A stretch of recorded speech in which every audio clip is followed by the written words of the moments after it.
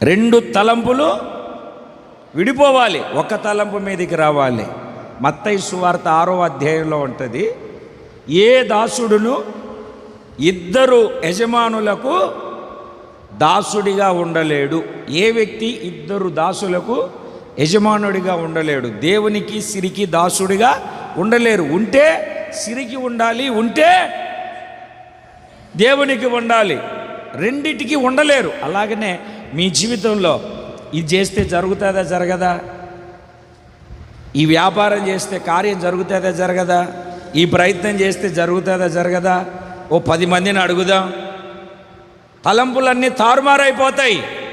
దేవుని బిడ్డలారా, నువ్వు కర్మేలు పర్వతం మీద నిలబడితే సందేహాల మధ్యలో, సందిగ్ధాల మధ్యలో, కలవరాల మధ్యలో, ఎటో తోచని అయోమయపు పరిస్థితిలో అటు వెళ్ళాలా ఇటు వెళ్ళాలా, ఎటు